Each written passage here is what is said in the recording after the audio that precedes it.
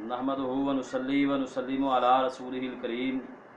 اما بعد فاعوذ باللہ من الشیطان الرجیم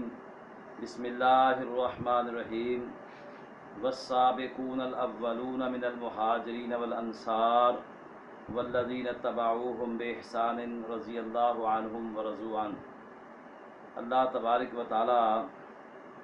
سورہ توبہ کی آیت نمبر 100 کے اندر ارشاد فرما رہے ہیں کہ سابقون الاولون من المہاجرین والانصار،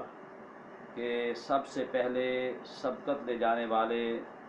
ایمان کے اندر مہاجرین اور انصار، والذین اتبعوہم باحسان، اور مہاجرین و انصار کی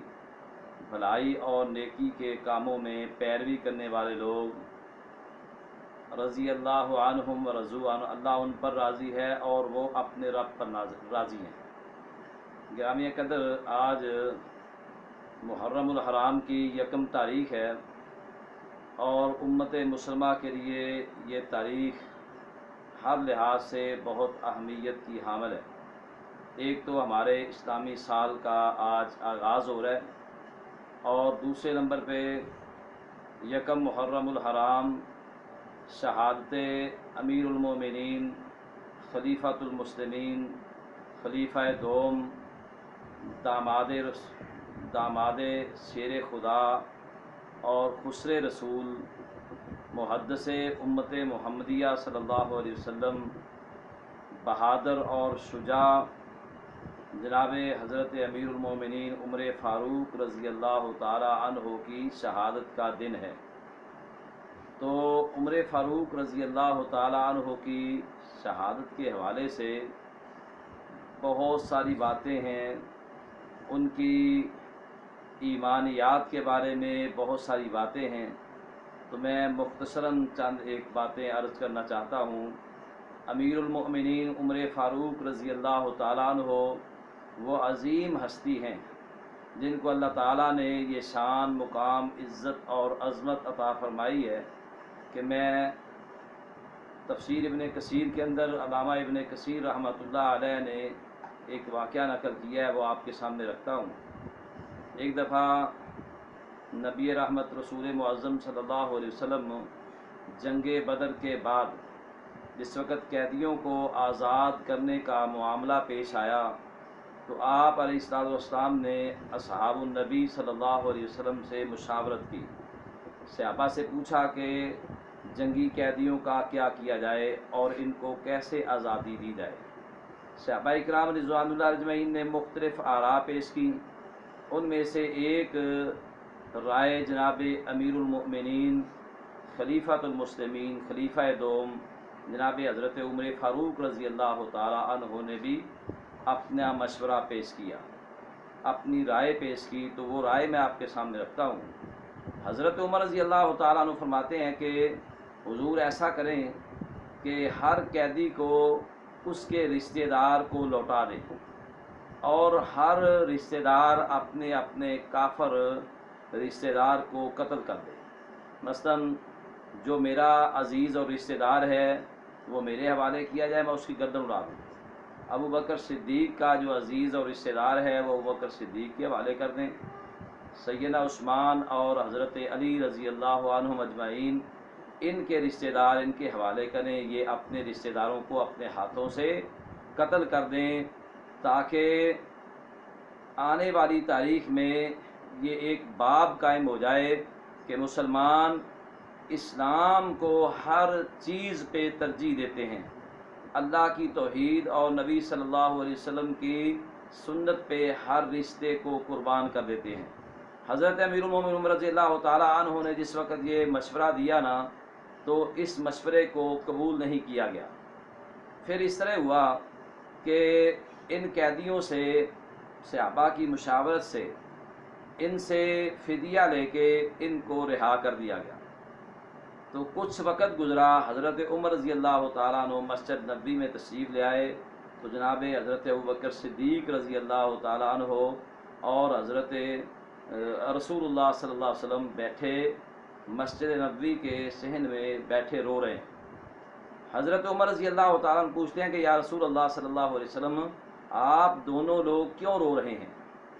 تو رسول اللہ صلی اللہ علیہ وسلم نے ایک درخت کی طرف اشارہ کیا، کہا کہ عمر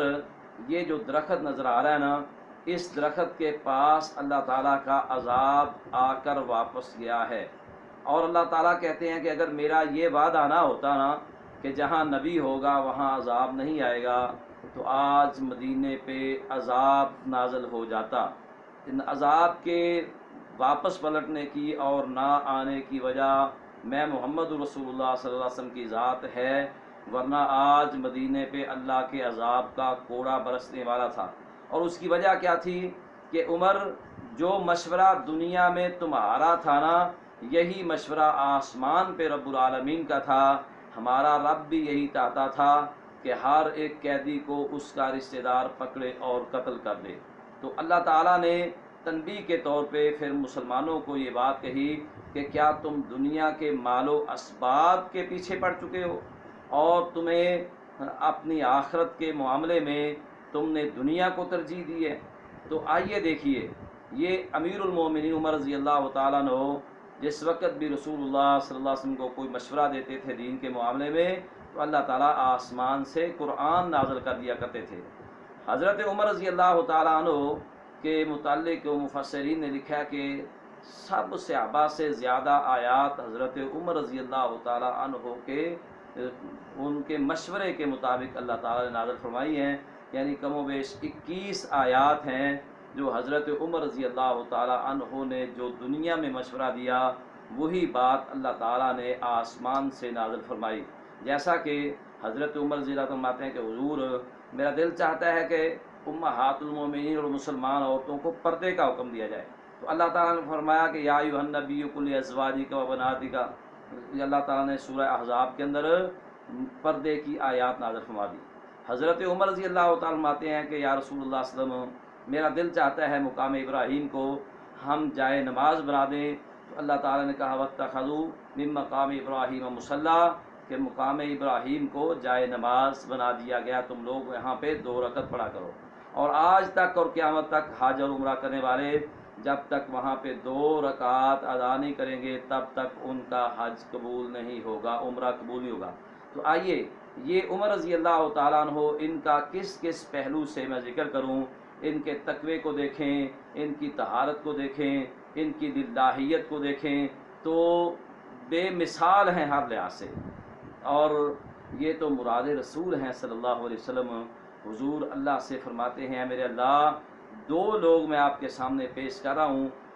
عمر بن حشام ابو جہل جس کو ہم بولتے ہیں، اور دوسرے عمر بن خطاب، یا اللہ ان دونوں میں سے جو بندہ تجھے پسند ہے اس کے ذریعے اسلام کو عزت عطا فرما دے۔ تو یہ مراد رسول ہیں صلی اللہ علیہ وسلم۔ ادھر رسول اللہ صلی اللہ علیہ وسلم یہ دعا کریں اور ادھر کافر مشورہ کریں رسول اللہ صلی اللہ علیہ وسلم کے نعوذ باللہ قتل کا، تو اللہ تعالیٰ نے حضور کی دعا کو قبول فرما کے یہ عمر گھر سے تو حضور کو قتل کرنے کے لیے نکلتے ہیں، لیکن اللہ تعالیٰ دولت ایمانی سے سرفراز فرما دیتے ہیں۔ جناب عمر رضی اللہ تعالیٰ عنہ کے تقوی کا یہ عالم تھا کہ جس وقت ہم حکمران ہیں تو لوگوں کو کہتے ہیں کہ مجھے ڈر ہے کہ فرات کے کنارے پہ اگر کتا بھی پیاسا مر گیا تو قیامت والے دن مجھ سے سوال کیا جائے گا، پوچھا جائے گا۔ ایک دفعہ حضرت عمر رضی اللہ تعالیٰ بازار میں جا رہے ہیں تو ایک عورت رات کے وقت بازار میں جا رہی ہے، تو آپ پوچھتے ہیں کہ عورت تم کون ہو اور اس وقت کیا کر رہی ہو؟ تو عورت کہتی ہے بھی مجھ سے پوچھنے والے یا تو مجھے لگتا ہے کہ عمر فوت ہو گیا ہے، اور یا تم خود ہی عمر ہو، کیونکہ حضرت عمر رضی اللہ تعالیٰ عنہ کے دور میں کسی کو یہ جرت نہیں ہوا کرتی تھی کہ کوئی کسی عورت کی طرف نگاہ اٹھا کے بھی دیکھ سکے اور کسی عورت کو کسی وجہ سے کوئی آواز لگا سکے۔ تو اے پوچھنے والے یا تو خود عمر ہے جو مجھ سے یہ سوال کر رہا ہے کہ میں رات کو کدھر پھیری ہوں، اور یا پھر عمر فوت ہو چکی ہیں جو تجھے یہ جرت ہوئی کہ تو ایک عورت سے یہ بات پوچھے۔ یہ عمر تو وہ عمر ہے کہ ایک دفعہ ایک آدمی نے کسی عورت کو گناہ اور برائی کے متعلق دعوت دی کہ میں آپ سے گناہ کرنا چاہتا ہوں۔ اس عورت نے کہا کہ آپ ایسا کریں، حضرت عمر رضی اللہ عنہ کے پیچھے 8 دن نماز ادا کریں، اور پھر 8 دن کے بعد فجر کی نماز 8 دن ادا کریں، اور اس کے بعد پھر میرے پاس چلے آنا۔ تو حضرت عمر رضی اللہ تعالیٰ عنہ کے پیچھے اس آدمی نے جب 8 روز نماز ادا کی تو پھر اس عورت سے ملا تو اس عورت نے کہا اب کیا ارادہ ہے؟ اس نے کہا واللہ بس تو نے مجھے جس کام پہ لگا دیا اب میں گناہ اور برائی کا سوچ بھی نہیں سکتا۔ تو یہ امیر المومنین عمر رضی اللہ تعالیٰ عنہ وہ عظیم ہستی ہیں کہ جن کے مشورے کو اللہ قرآن بنا دیا کرتے تھے، جن کے مشورے کو رسول اللہ صلی اللہ علیہ وسلم فیصلے بنا دیا کرتے تھے۔ جو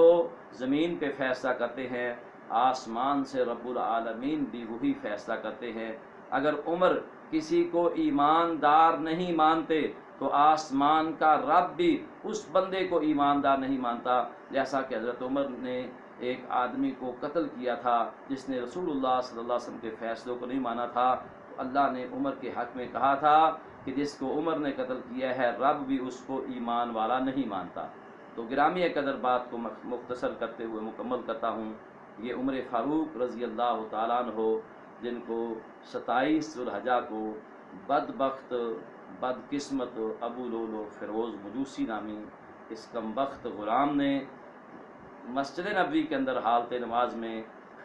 زہر آلود خنجر کے ساتھ زخمی کیا، اور اتنے شدید زخمی ہوئے کہ جناب امیر المومنین عمر رضی اللہ تعالیٰ عنہ کے